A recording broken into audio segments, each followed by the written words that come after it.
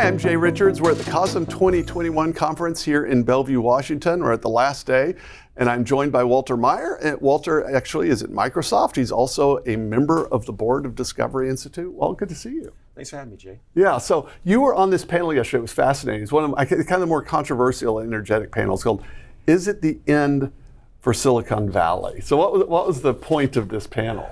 I thought that was a little bit provocative. Yeah, all right.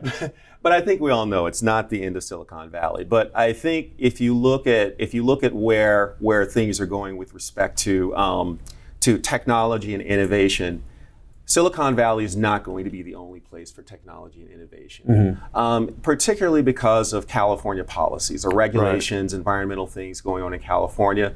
They're truly hurting the state. I mean, the state used to be a bastion of manufacturing. So you had you had construction for housing, energy, manufacturing. You had all these great things that provided great middle class jobs.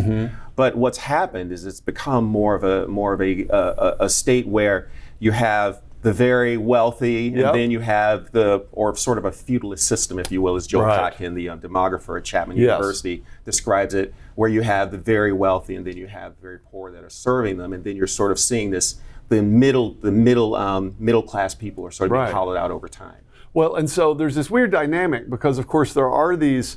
There's sort of the network effects of locations. There's a reason that Silicon Valley is what it is, but then there's also the technology that enables people to be remote simultaneously. Exactly. The two different types of networks. I mean, do you think that's going to play a role, at least in dissipating the importance of some central locations, or will it not do that? What do you think? Oh, absolutely. And I think the pandemic has hastened that, because you've seen these technologies such as Zoom, Microsoft Teams, Amazon Chime to some degree, and Google has their stuff. And so you're seeing sort of this democratizing effect where cities around the country, for example, cities where you're at, and I think it's really driven by the millennials, because they are the largest working group now since 2016. And the baby boomers have most of the money, but the millennials are the future. They're the ones who will be governing, who will be running corporations, 10, 15 years from now and beyond. And so we're seeing these trends moving over the course of the next 10 years. Okay. So you're seeing that the millennials are saying, hey, it's just too expensive to live in California. So they may grow up in California then, and when they're younger, they tend to gravitate towards the larger cities. But as they get older, into their late 20s and early 30s, and they want to start families, they're starting to think, I can't afford a $600,000 house in California, somewhere in a cracker box somewhere near San Jose. It's just not going to work for them. Yeah, and you're in Irvine, right? And I'm in Irvine. Yeah, exactly. And so, I mean, it is your sense that a lot of what's happened, the bad stuff that's happened, is really a policy problem at the state level? Yes, at the state level, it's a policy problem. California is not really big on suburbs. They believe more in the dense urban core. Right. And if you look at pandemics, right, I mean, obviously the more people you have concentrated, the more chance you have for transmission.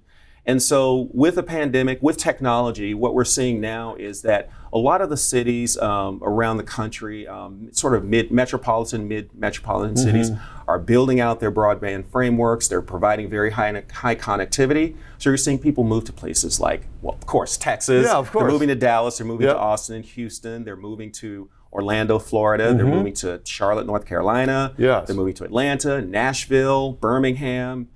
All great cities. All great cities. And there are a lot of smaller cities as well. And I think also you'll see a revitalization of more rural areas as they're bringing in broadband, because millennials really love to be a part of a community. Yeah, it makes sense. So I think this whole democratizing effect actually is a great thing, that we don't see Silicon Valley will be dominating, but there will be multiple technology and innovation centers around the world. And I think that, around the country, and I think that will really revitalize the country as a whole. Now, you said something about school choice, and people talk a lot about social justice and equality, and yet often the very people talking about that don't seem to mind that, well, I'm well off, I can send my kids where I want, but of lower middle class people, this isn't true. I mean, I'm wondering if that's a way states could differentiate themselves.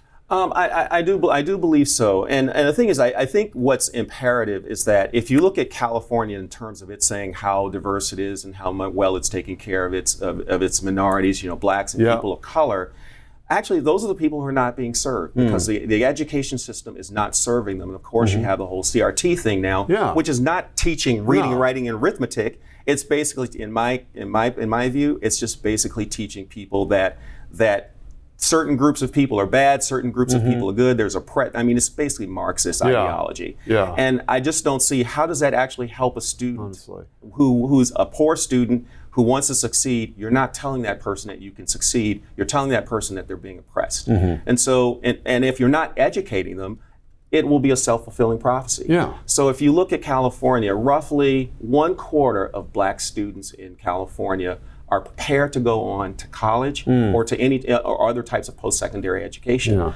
That means there's 75% that are not prepared to, particularly work for a tech company. Work for a tech company.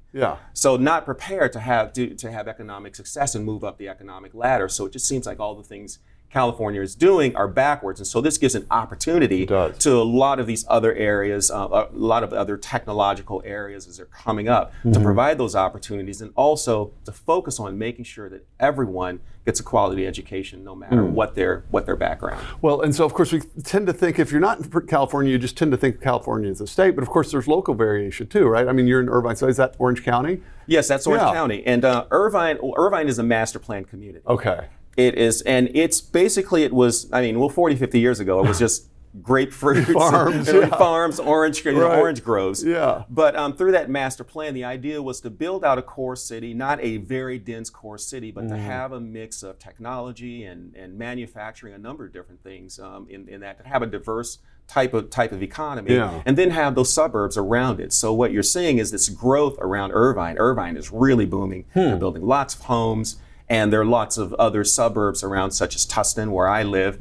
And so it's a great economy. So I think Irvine and that area, or in Orange County, is a microcosm of what I think California could be if the people in Sacramento were really thinking about what they're doing. Yeah, absolutely. So I mean, and that is important. And it's nice that at least at the moment, Americans are still free to move from city to city and from state to state. And I think that we'll have this kind of internal competition, as Louis Brandeis said, the sort of laboratories of democracy. Exactly, and I think as the millennials will demand. The millennials are very demanding. Yes. And I think they are going to move to these other cities, and we're going to see a lot of great things come out of what the millennials are doing in terms of where they're driving the economy, where they're driving technology. And so California stands to lose if it doesn't change its ways. Good stuff. Good to talk to you. Thank you so much, Jay. Appreciate it. I'm Jay Richards. We're at COSM 2021. Thanks for joining us.